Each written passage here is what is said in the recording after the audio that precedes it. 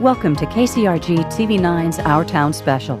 For the next hour, we'll take a look back at the 4 communities within eastern Iowa that we're proud to call our town. First, Ashley Hinson will take you to the community of Dyersville, where the dream is kept alive on this historic field.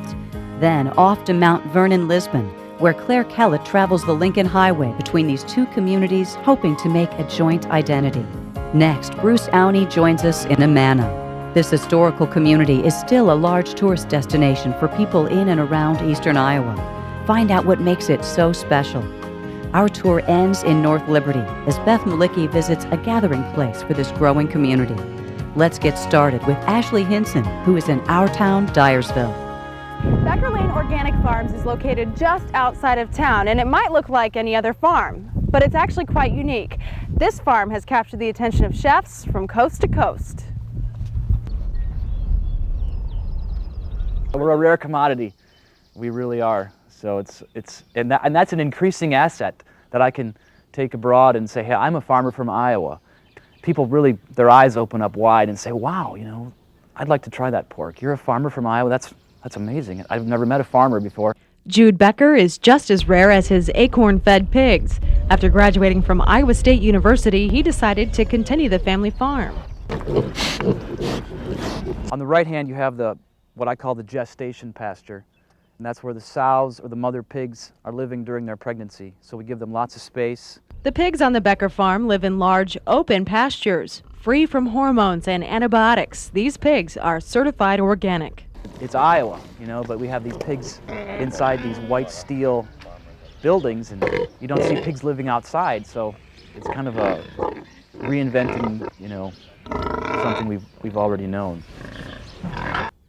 So this is a good sow. She has 13 pigs alive, so that's great. Jude knew if he wanted to keep his small family farm, he needed to set himself apart. Not only has he tapped into the organic food market, he feeds his pigs acorns. He learned about that process while visiting Europe. Now, chefs across the United States are subscribing to his specialty pork.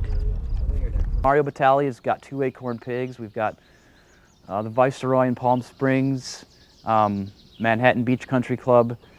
So David Burke in New York, we got Paul Can in Chicago. The Becker farm has one of the largest outdoor pig units in North America.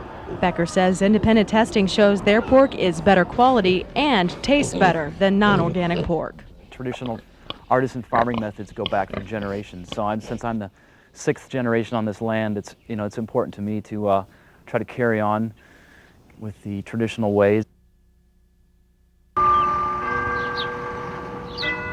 But everyone is astounded and amazed that in a town of 4,000 some people that there's this beautiful basilica, and they're all very, very much awestruck. Built in 1889, the Basilica of St. Francis Xavier has stood in our town, Dyersville, as a backbone of faith.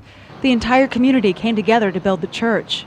It goes back to our forefathers, the way they built this church, the faith they had. They mortgaged their farms and businesses to build it. Little did they know, years later, their hard work and dedication would pay off. A German cardinal came to Dyersville for the dedication of the Catholic grade school. He was so impressed, he helped the parish elevate the church to the rank of minor basilica in 1956. Jerome Kramer remembers the event. Being a junior in high school, I volunteered to work that day, so I actually got to park some cars. In fact, I got to park the Archbishop's car. While many in the community were excited, others didn't know what being named a basilica actually meant for the church. A lot of people, I think it increased their faith and devotion. For others, it was an honorary position. And for some, I suppose, it was still the same church they've always gone to, whether it was a basilica or not. The Basilica of St. Francis Xavier is actually the Pope's church. Inside, clues set this church apart from others. In the corner, a red umbrella sits waiting to protect the Pope from sun and rain if he ever visited the area. Today, the church holds 4 masses every Sunday, and one of those is still held in Latin. The basilica is also a favorite for tourists to visit, and even more popular for those planning a wedding. I have a calendar for 2009, and it's getting weddings on it in a hurry, so a lot of people like to book them 2 years in advance just so they can get a spot, especially if they want to have that June wedding. It's good to plan ahead because you may not get it otherwise. Historic landmarks fill Dyersville. Now, American Legion Post 137 hopes to add another one with the stroke of a paintbrush and an eye for detail. If you're driving on the Dyersville Beltway, it's hard to miss American Legion Post 137. On the backside, a vibrant war memorial fills the building. At first, I don't think anybody really knew what to think of it. What started as a painting of an American flag has grown into a visual story honoring local vets. Leading the project, designer and Legion member Patrick Vallant. So many times, the veterans themselves, I think, may not believe people are interested in their story. Larger than life, these paintings act as a constant reminder of those who served our country. I think a lot of the Legion members take a huge amount of pride in these murals. The tough work is actually painting them on the wall. Kind of makes us all historians.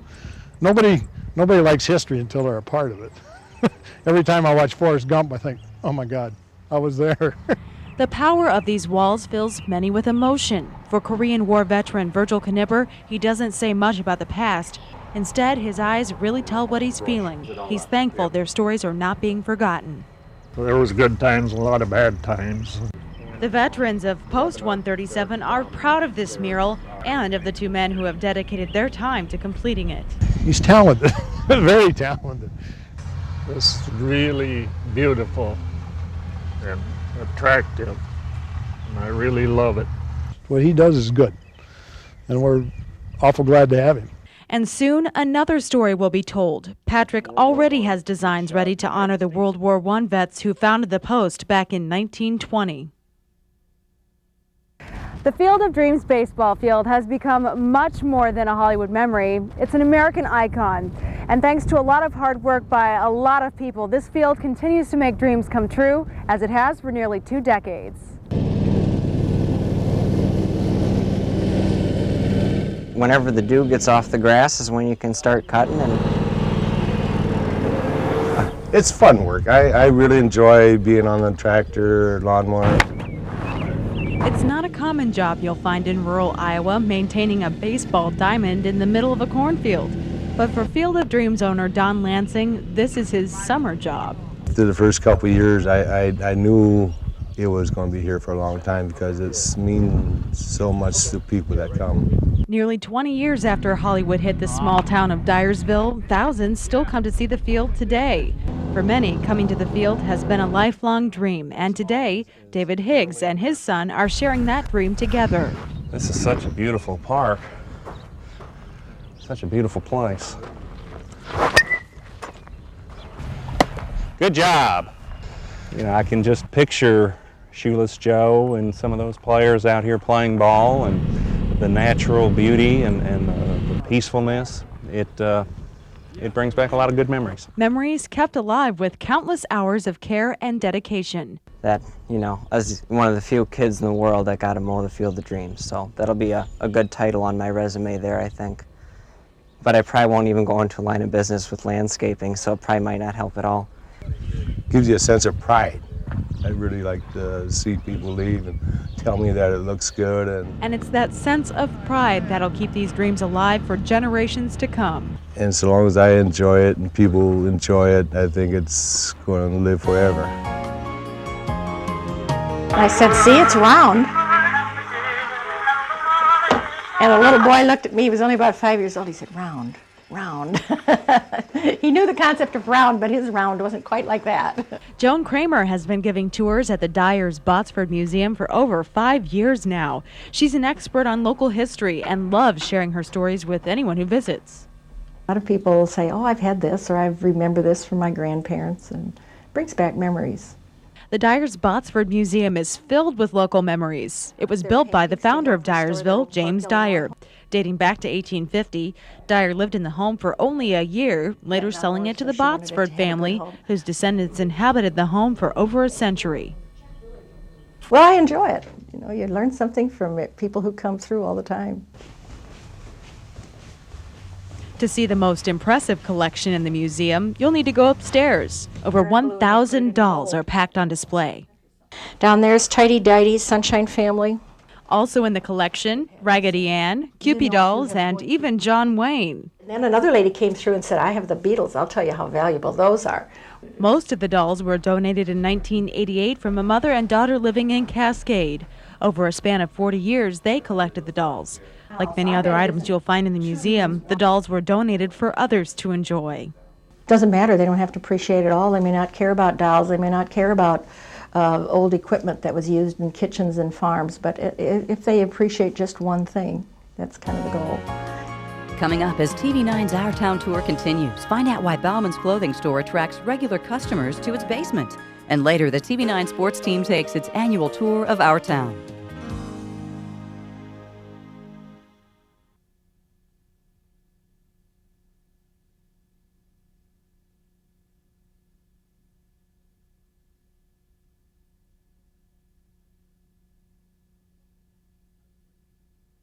Welcome back. Our tour continues with Mount Vernon-Lisbon. KCRG TV9's Claire Kellett sat down with a group of gentlemen at Bauman's clothing store, but they weren't interested in a pair of slacks. Bauman & Company offers more than quality men's clothing. This store also serves as a hangout. Since the 1970s, Bauman's has been the place to go for some local gossip and a fresh pot of coffee.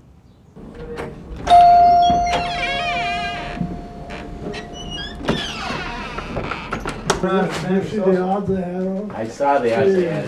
Thanks. 30 to 1, 30 to 1, 50 to 1. 6 days a week, you'll find this group of guys hanging out in the basement of Bauman's clothing store. When Mike Smith bought the store in the early 90s, the guys came with it. It's adult daycare. I get a check from every one of their wives every month for taking care of them for 2 hours every morning. And during those 2 hours, these men say they try to solve the world's problems. A lot of wisdom down here. Now, John gets a little stirred up once in a while. The buyer of the house doesn't care. Well, he cares because the subcontractor is going to come right back and file against him. Get our attorney on the line. But it's not always business. Fred Lehman is the jokester in the group. That was an extra good parade. He said everybody smiled as they went by, and the chaplain said your fly was on. Laughter is the best medicine. You get a lot of it down here. Okay. Some days are very serious and some days are not. And about that many serious and most of them not. This store not only sells a nice pair of slacks, but it also offers up some good company, holding Bauman & Company true to its name. They're there forever. As long as the store's here, they're going to be here. They bring an awful lot of fun to my life and enjoyment. Grilled Carolina quail, fresh Virginia flounder, apple pumpkin seed cake. Sound like a menu from an upscale city restaurant? Let's meet the chef whose Midwest cuisine is getting rave reviews coast to coast. And it's right here in our town, Mount Vernon, at the Lincoln Cafe. Hi, Matt. I'm Claire. Hi, nice to meet you. What is on the menu today? We're doing a roasted Angus ribeye, a grilled spring chicken, and a Virginia flounder. Okay, so we better get cooking. Okay. In just a few minutes, the Lincoln Cafe will open its doors. Owner and chef Matt Steigerwald is putting the finishing touches on the evening menu. And then local spinach, organic spinach is, one of the other farmers we get stuff from every couple days. She called me yesterday and she said, I have 5 pounds of amazing spinach. I'm picking it right now. You want it?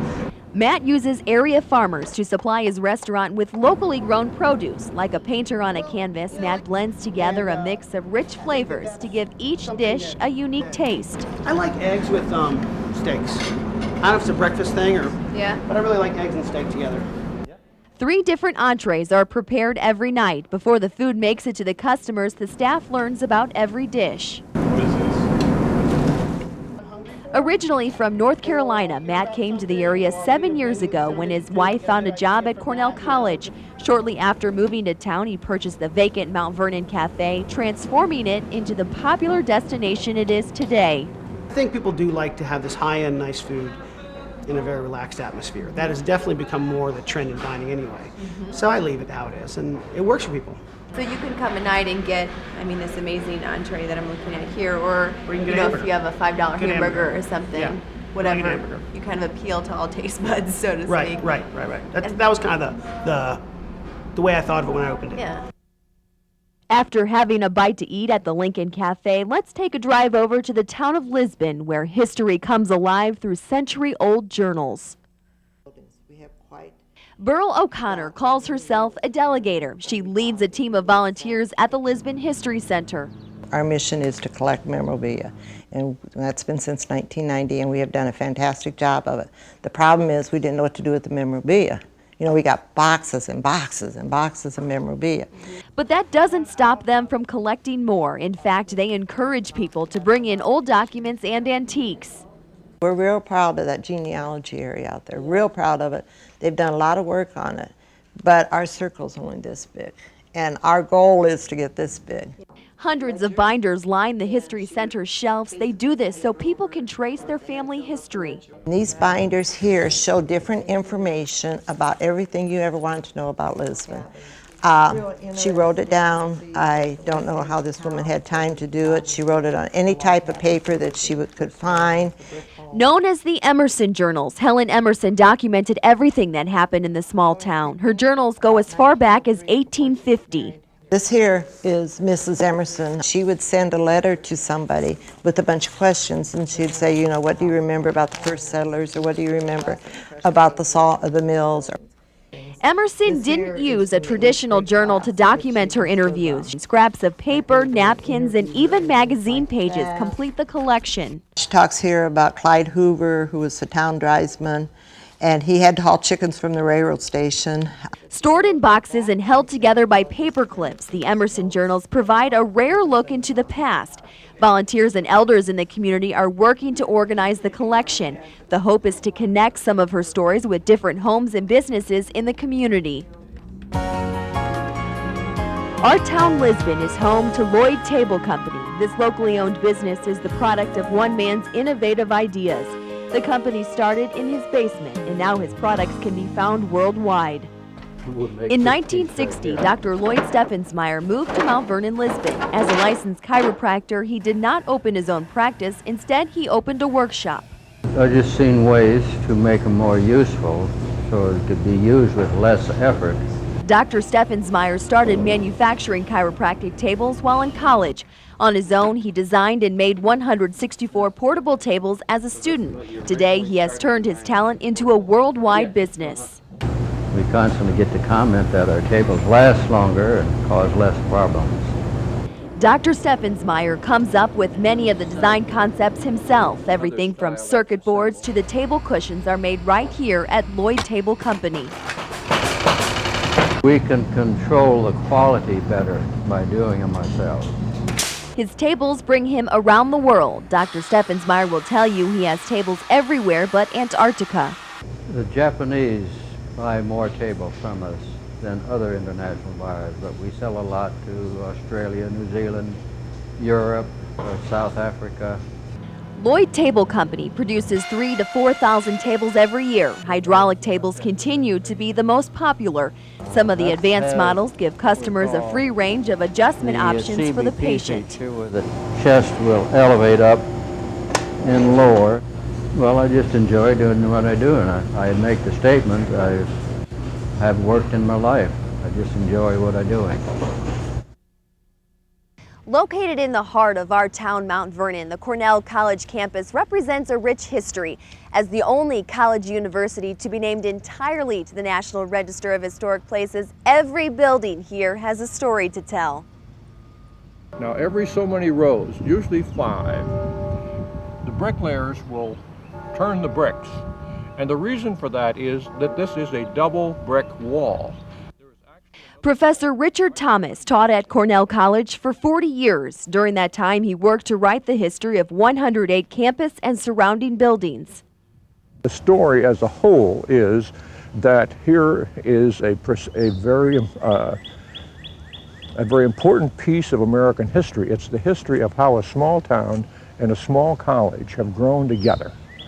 And there's enough architectural integrity to tell that story well. The many Victorian homes surrounding the campus tell their own story. Before the 1930s, students were embedded in the community. The college didn't have adequate housing for them, so nearby families opened their doors every fall. This is where you had local parents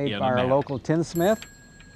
I don't think you can find that particular style of mold anywhere in the world other than the Amanas. People all over the state and even the country cherish furniture made in Amana Colonies.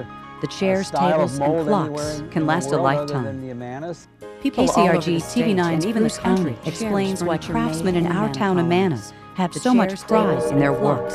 Can last a lifetime. The Amana Furniture and Clock Shop is home to more than quality furniture. Explains why This workshop is home to town generations of have so much craftsmen pride like the in their Ryman work. brothers. We used to come down here at night and help my Furniture dad and make Clock Shop things is home and to more just than kind of quality goof around, see how furniture. he This did things. workshop And is home to next thing you know, we generations just of kind of craftsmen like the started Ryman coming down here. We used to come I down here at started night and help my dad actually make when I things was and- about and 10 just years kind of old, goof around, see how he did helping things, my and dad make coffins next thing you know, we afterward, just kind of for hours, and I kind of really got I into started it after that.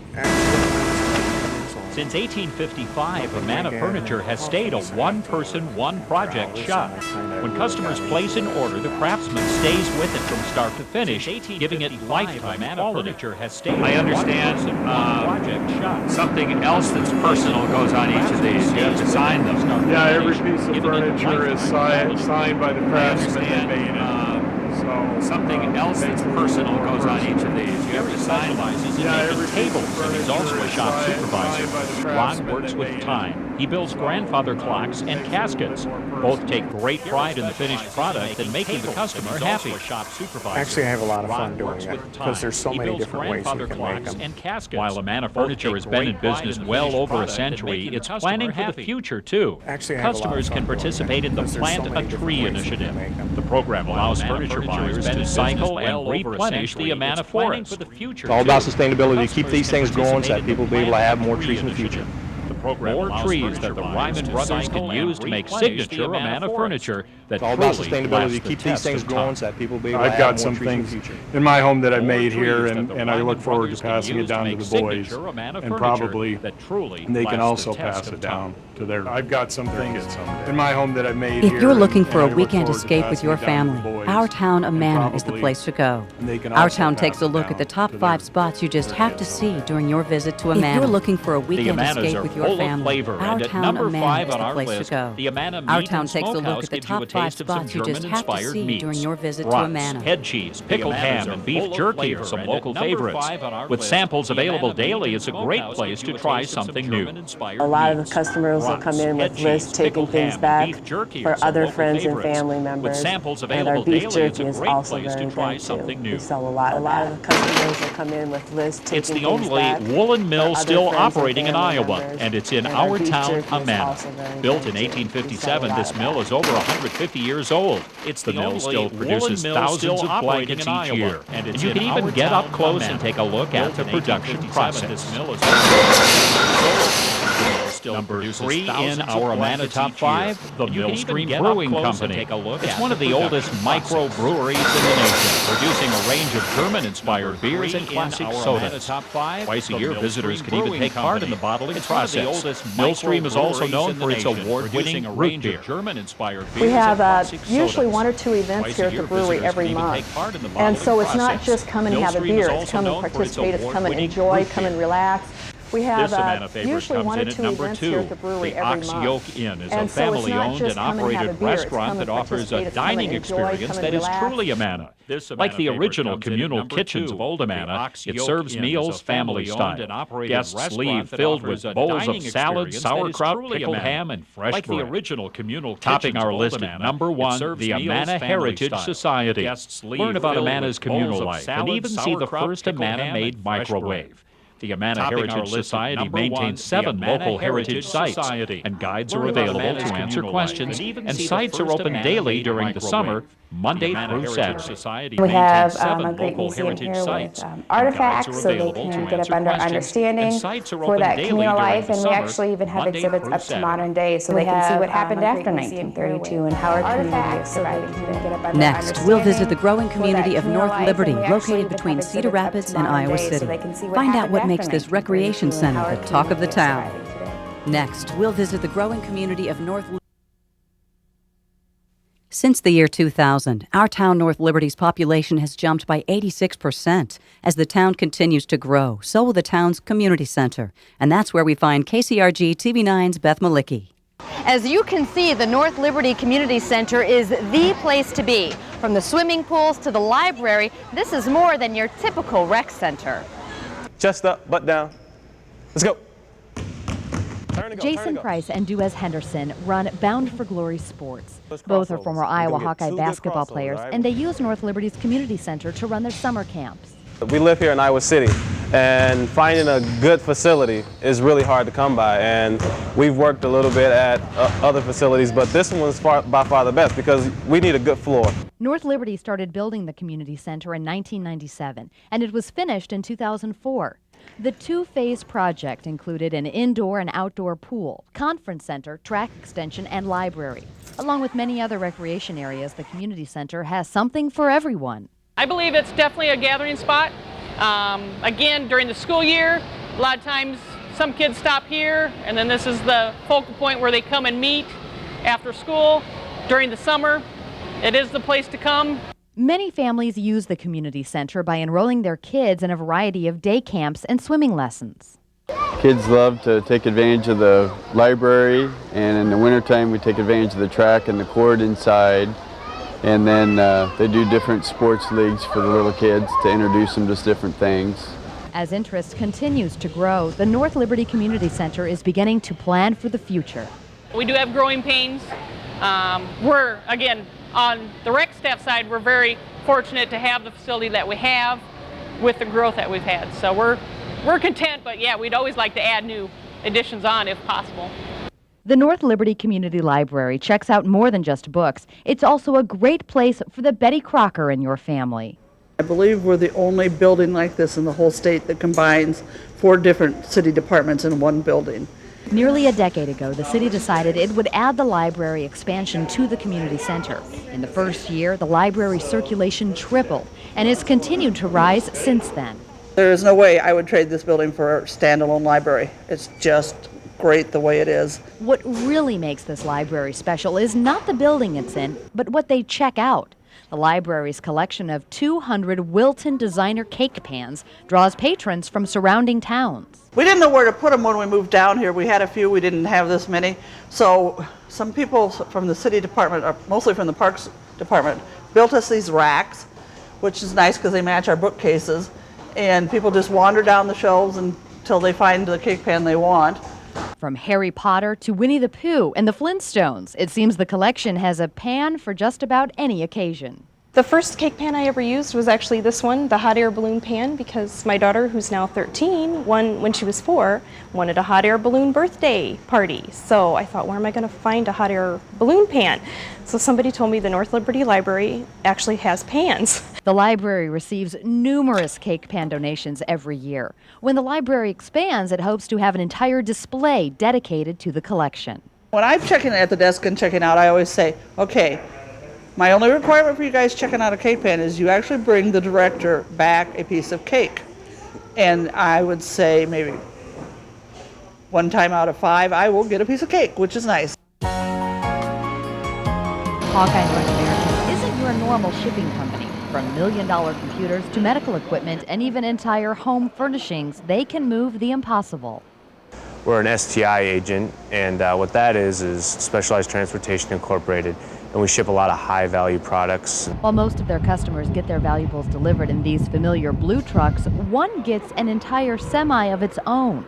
In 1983, company owner Ed Huff decided he would donate his services to the Hawkeye football team. Today, his company partners with Tantera Transportation as the exclusive carrier for the Hawkeyes. It's very special to us. We hold it near and dear. All of our employees are welcome to tailgate out of the trailer at the north end of the Kinnick Stadium. It's the Cadillac of semis, complete with bunk beds and a flat-screen television. This ride tops out at over $200,000. It doesn't get driven very often, goes to truck shows and is only driven by the owner. I'm kind of lucky that I got to drive it today. And we were lucky enough to get a ride. As we drove through downtown North Liberty, the Hawkeye truck was a head-turner. One of the nicest trucks you'll ever be around or ever see. While this isn't Dan's normal ride, he enjoys it when he gets to travel with the team. One benefit of traveling with the Hawkeye truck is the seats at the game. One of my more memorable away games was when Tim Doy was playing and I was standing right in front of him as he almost broke away for a punt return to a touchdown. I think he took it down to like the 10-yard line, right in front of me. I couldn't believe how fast he could run. The Hawkeye truck can be seen at home football games and in local parades. And even though it's mainly used for the football team, they do have requests to have personal deliveries made with it. From traveling for a team to walking for a cause, breast cancer affects more than 186,000 women and 1,800 men each year. Now, 2 women in North Liberty are walking great lengths to help cure breast cancer. Day 3 blisters. Yeah, right? You need to work on those this year. Lexi Just and Lisa Benton are looking back at an event that was truly life-changing for them. I personally started crying. I think we all kind of did because it's so emotional. As friends, they decided to join in a 3-day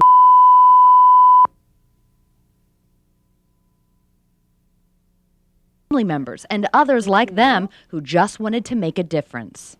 The goal is to, eliminate breast cancer, and I think with all the money they're raising and giving it to research and, prevention and treatment and all of that, I think that they really will get to that, goal. Together, they will contribute to breast cancer research by raising $2,200 each. The money will be used to participate in the Breast Cancer 3-Day Walk. It's held in cities across America. Lexi and Lisa will be walking this November in San Diego, California. Everyone is very generous, and they're very supportive because everyone knows somebody that's, suffered from breast cancer or any form of cancer, and walking 60 miles, I think, shows dedication to the cause. Oh, do you have your Band-Aids? Together, they have begun a 21-week training routine to prepare for the 60-mile walk. It's a lot of walking. I mean, because it's 20 miles a day for 3 days straight. So they say the more walking you do, the better off you're going to be on the event. This is the second year that Lexi and Lisa have done the Breast Cancer 3-Day Walk. They plan to raise enough money through bake sales, garage sales, and a neighborhood barbecue. 85% of the proceeds from the Breast Cancer 3-Day Walk benefits the Susan G. Komen for the Cure, the world's largest grassroots network fighting to end breast cancer. Our town, North Liberty, is a growing community. Located between Cedar Rapids and Iowa City, it's a popular destination for new families. And with the population topping 10,000, the city's trying to keep up. I think we have a lot of homes that have 2 workers in it, and so a lot of cases, North Liberty being centrally located, you'll have one spouse going to Cedar Rapids and the other one going down to Iowa City or Coralville. Since the year 2000, our town, North Liberty, has seen its population grow by 86%. While it's a good sign for the community, local leaders are trying to keep up. Traffic congestion is one of the problems the city is facing. The biggest thing I notice in the community is the traffic and the cars coming through town, especially at those peak hours in the morning and the afternoon. Young families contribute to much of the growth here in our town, North Liberty. According to the 2000 census, the average age in North Liberty is 29 years old. While much of the development has been residential, the city has seen an increase in commercial construction permits. It's very difficult to keep up, especially when we're trying to help the community grow. We also need to help city services grow, and so we're trying to manage that all at one time. The city has plans to build a new city hall and expand the police and fire departments. Those improvements are expected to come within the next 2 years.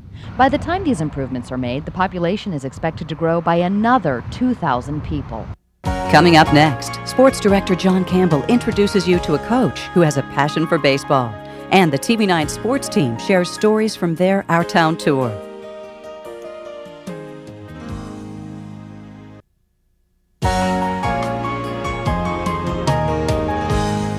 Welcome back. The TV9 sports team encountered some interesting stories this summer during the Our Town tour. Our first stop was Dyersville, and one rite of passage for many of the young men in our town, Dyersville, is playing baseball. The game is held in high regard in this town, as is the man who has coached the Blazers for 34 years. Monday afternoon, Commercial Club Park. Tom Jenk Jr. is preparing the field for play. Field that just happens to bear his name. I have a lot of respect for the game of baseball and the facilities that are played on, and everybody likes to play in a nice facility, and if they're going to have that label up there on that scoreboard, I want to make sure that the park looks nice. Outside the center field fence, the most anticipated words in town. Sometimes they come to watch the town's semi-pro team, the Whitehawks. sometimes to watch the Babe Ruth games. Tonight, to watch the high school team, the Beckman Blazers, coached by the same man who prepped the field. I guess our goal is to just get better every time out, and just by doing that, the wins and losses will take care of themselves. Come on, Ryan! Jenk knows a little bit about winning. 2 state titles, 15 conference crowns. Earlier this summer, the Hall of Fame coach collected his 800th victory, which puts him 4th on the state's all-time list. Where do I want to go with it? First of all, I never thought I'd get the 800. You know, that's a longevity kind of situation. There's a lot of people that are behind an individual's award when it comes to something like that. And speaking of longevity, his dad, Tom Sr., coached and played 30 years for the Whitehawks and has been his son's assistant for 21 seasons. I thoroughly enjoy it. I mean, that's part of my pastime, and I grew up that way and like to stay that way. Yes, he is, and he calls all the pitches. He's got a photographic memory. When it comes to that, he knows exactly what pitch they hit or where they hit it and everything. Besides calling the pitches, Senior keeps the kids loose. Witness his answer to a question about his son's 800-plus wins. Well, that's great. He does a good job, and all the kids like him except Dykemeyer here. His name's really Dolmeyer. Okay. Jenk's grandfather, Max, was an early promoter of baseball in Dyersville. He and many of the people who have played and supported the game are on the Wall of Fame near the front gate. So are these words. This field, this game, is a part of our past. And for our town, Dyersville, certainly a part of the future. I went firing around. Let's go over here, you two. Coach Jenk's son, Drew, also played for the Blazers, which makes 4 generations of Jenks involved in baseball in our town, Dyersville. Now, TV9's Scott Sable traveled to our town, Mount Vernon-Lisbon, where he found a teenage running sensation who could be the future of long-distance running in Iowa. 13-year-old Connor Smock of Lisbon finished second in the 1,500 meters in 4:29 and second in the 3,000 meters in 9:45. In both races, he lost to the guy who broke the national record. In his first year running organized track, Connor Smock of Lisbon bursted onto the national scene, finishing second in both the 1,500 and 3,000 meters at the AAU Junior Olympics. It meant a lot. I thought it was a pretty big surprise it being the first year me ever running track or anything, so I was pretty happy with it. What kind of confidence did that give you? A lot. This year, I'm probably expecting a little bit more. Connor has continued his success this summer, finishing third in both the 1,500 and 3,000 last week at the U.S. Youth Nationals in Charlotte, North Carolina. His time in the 1,500 was a personal best 4:23. I don't know, I just go out there and put it all on the track, hoping that I can do good every single time. I've not seen anybody at any age that works harder than what Connor does, and he's certainly having a great deal of success, probably more so at this age than any of the other runners that we've seen. One thing that is apparent the first time you watch Connor run is how tough he is. Nobody outworks Smock in practice or meets. He always gives it everything he's got and then some. I run harder in the workouts because I think that the harder you train in the workouts, it makes it easier to run in the meets when I'm actually trying to run as hard as I can. He runs on guts. He's kind of a Prefontaine type of runner where he gets out in front of people. He doesn't like to be behind. He works his tail off to be in front all the way from start to finish. It's no surprise that Connor's favorite runner is the late distance legend Steve Prefontaine, who was once quoted as saying, "They may beat me, but they're going to have to bleed to do it." He started out really, really fast like I do, and he really didn't pace himself all the time. So my mom says that I always look like I'm trying to go out there and beat everybody by a lot, and I guess that's what he did a lot too. Smock, now 14, will run high school cross country next year for Lisbon Mount Vernon, and then run high school track for Lisbon in the spring. And he has set some big goals. Hopefully, I'm trying to get maybe a scholarship to a Division I college going out of high school. If he continues to run as hard as he does now, that shouldn't be a problem. Scott Sable, TV9 Sports. Scott also traveled to our town, Amana, where high school softball has a proud tradition. Softball is the name of the game in the quiet, sleepy town of Oxford, Iowa. The Clear Creek Amana softball diamond is located in the heart of town, and it is packed on game day. Oh, this is great atmosphere. In fact, everything else is in Tiffin in our district, and this is what has remained in Oxford. And it's amazing that the people from Oxford don't have any daughters or anyone that just come out every night to watch us play. And we are the pro team in this area, so it's the the only show in town, and they show up and support us really well. Clear Creek Amana has a deep and rich tradition, winning 12 state championships, the last coming in 2006. It started in the 1970s, just an unbelievable run in the 70s. They had 4 state championships in a row, and that was all classes. So a really small town, kind of like a Hoosiers type story, where they dominated fast pitch softball in the state of Iowa. I would say it has more tradition girls softball-wise than anywhere else in the state. More state tournament appearances, second state titles. It's a lot different than all the other sports at Clear Creek Amana. We don't really have winning sports otherwise, and softball is just our big thing, and the whole school is behind us. This year's team was ranked #1 in the state with a 34-4 record when they were upset by Davenport Assumption in the game to go to state. It was a tough way to end a very successful season. If you don't win a state title, you feel like you failed, and sometimes the kids feel a lot of pressure just to get back there. One of the great high school softball rivalries that have developed is between Clear Creek Amana and Solon. And what really makes this rivalry unique is that Jim White's wife, Erin, is the head coach at Solon. It's not too often you see coaches kiss before games. Actually, that wasn't much fun for the two coaches. It was, I don't lose control of my emotions very often, and it was really difficult for us last year. In fact, I don't think we even enjoyed it. Every time that they go up for their little coaches meeting, we're always like, don't kiss, and so. Sorry, girls, softball in our town, Clear Creek Amana. It's a way of life. Scott Sable, TV9 Sports. And finally, John Sears traveled to North Liberty. He took a look at arguably the most competitive and most watched basketball summer league, the PTL. It's the most competitive league I played in the summer.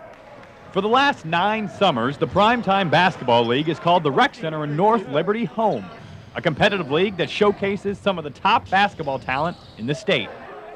Created 22 years ago by legendary Iowa coach Dr. Tom Davis and now directed by Randy Larson, the PTL has plenty of current Hawkeyes like Jeff Peterson and Cyrus Tate, former standouts such as Big Greg Bruner, Duez Henderson, and the speedy Jason Price. But the main reason fans flock to North Liberty, the incoming freshmen. It's great to get a group of guys like this together and get a good competitive game going, and guys that are bigger, stronger, and better than you, and going up against them and trying to see what you can do and get better. The league isn't limited to just Hawkeyes. UNI is well represented. And talk about an age gap. This year, the youngest player award goes to 14-year-old Marcus Page. He'll be a freshman at Linn-Mar this fall. On the other side, you have 42-year-old Jeff Rubis, a former co-college standout. Then there's matchups like Gatons against 32-year-old former Hawkeye Daryl Moore. Like you said, they're getting younger, I'm getting older, so it's getting harder for me, but I just got to get in shape prior to prime time starting. I grew up watching all those guys when I was younger, and they're some of the reasons why I decided to be a Hawkeye, so it's a lot of fun, going up against them and seeing what I can do, and then just having a good time joking with them out there. I think it's a great mixture. You got your college guys, you got your older guys like me. It feels good. I want to teach them something and show them I still got it. It's a good chance, like you said, for me to stay in shape, chase the young guys around for a couple nights a week. One thing evident at the games are the crowds. The bleachers are usually full. Even a former Hawk turned broadcaster can be seen checking out the new talent. Yeah, it is a pretty good crowd. I don't think we've ever turned anybody away, but oftentimes it's standing room only. Players play harder when there's fans here for sure. And while all the players still have fun mixing it up, they all still have that competitive drive. Everybody here wants to win. It's not like, we're just coming here. We're coming here to have fun, but everybody wants to win. When the game get on the line, you hear guys talking to the refs, and we all competitors. We play, big-time basketball, and we just want to win. It's a lot of fun, but, the bottom line is you want to win in the end of the game. The Primetime Basketball League. It's home, our town, North Liberty. We thank you for joining us for this Our Town special. We've enjoyed adopting the communities of Dyersville, Mount Vernon-Lisbon, Amana, and North Liberty. It's communities like these that make us proud to call Eastern Iowa home.